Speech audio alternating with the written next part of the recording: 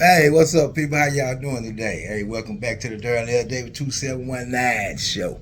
Hey, well, we just gonna give the people update on what's going on inside the TDCJ units in the Tennessee College area. Beto has been let off lockdown, and Cofield should be coming off lockdown next. Which pilots and Michael as well. We want to keep the people informed as to what's going on down there. Inmates are starting to move around, and hey, I know they're glad to be up.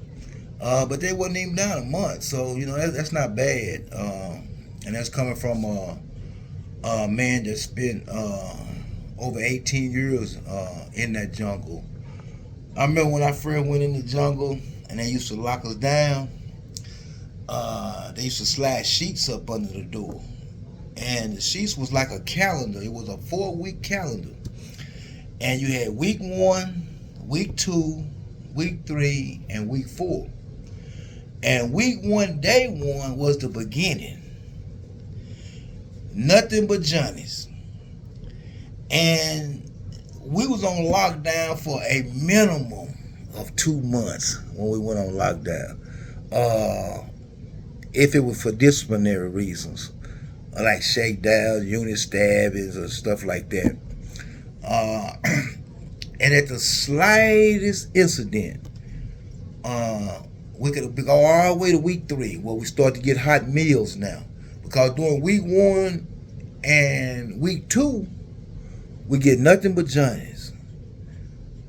Week 3, we start to get hot meals with no dessert. Man, we get all the way to week 3. And then you got this clown in the door masturbating. And the woman holler. The whole pod has to suffer.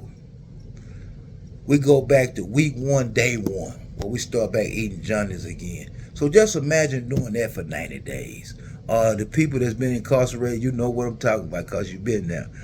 Week 1, day 1, Johnnies. They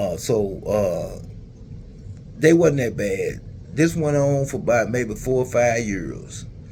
And it started costing the state a lot of money because they had the inmates locked down. And when the inmates locked down, you can't get no production out of them. So they went to removing the sheets off them up under the doors, right? And they only kept the ones locked down that wasn't beneficial to them. And one thing about it, man, we were nosy. We always want to know what's going on. We always want to know where the women at. We always want to know everything, right? So when they come in there, what's such working at? Oh yeah, what's such working? Well, you're on lockdown. What you want to know this here for anyway, right? But we always orchestrating something.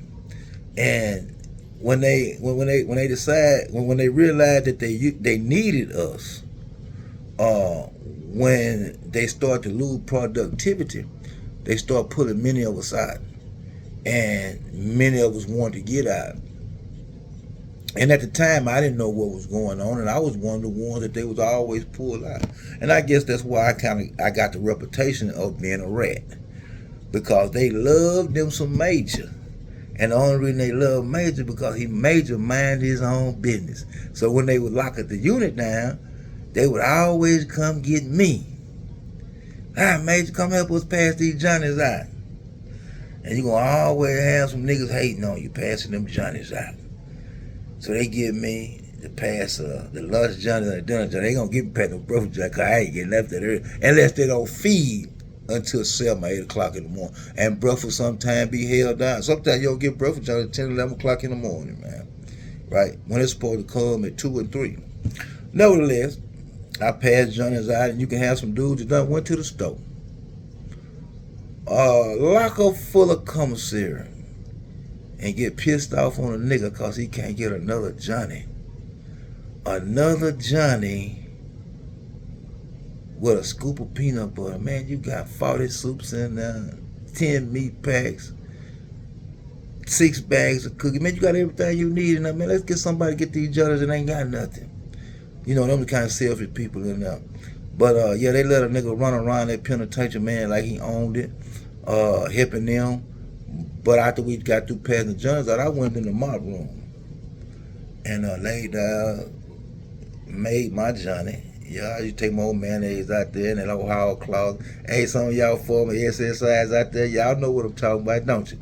I got up in the hall closet by myself, got me some newspapers, read, made my old Johnny, and just laid there. Sometime I napped during lockdown, but as soon as lockdown over, man, everybody get to moving around. You got niggas going to the rec yard, pumping that iron and stuff, trying to get swole, get ready for the visitation. Them gals coming down there to see their boys and shit.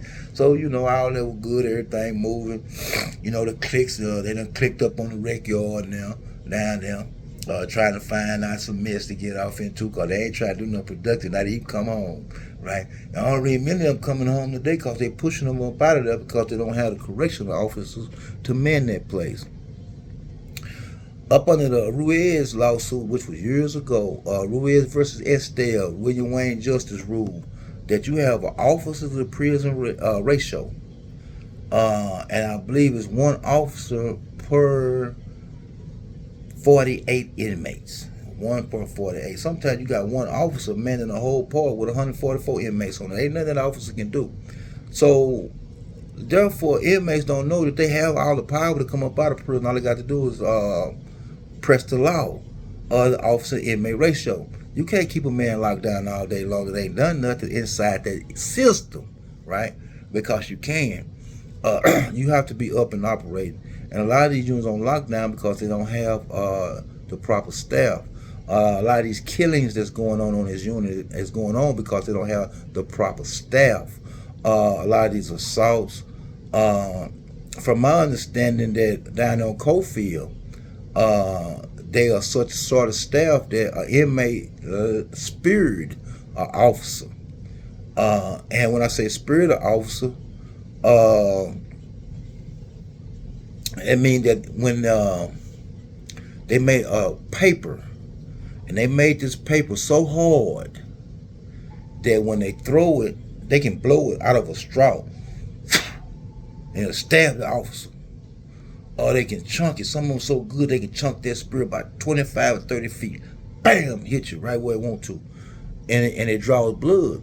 Well, you had an inmate that speared an officer over on the Cofield unit a few weeks ago. And several officers beat this inmate severely to the point that I believe that the inmate died. This was a week or so ago, and I think it was like 7 officers had been suspended behind that.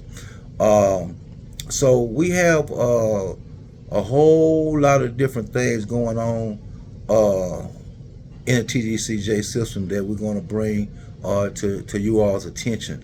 We thank y'all for letting us come into y'all car, y'all homes with this news. We'll be creating a TDCJ site so we can put all our TDCJ information on there and all our correctional information on there.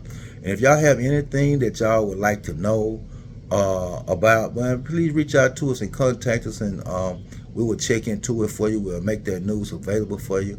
But once again, the TDCJ units are now starting to resume normal operation.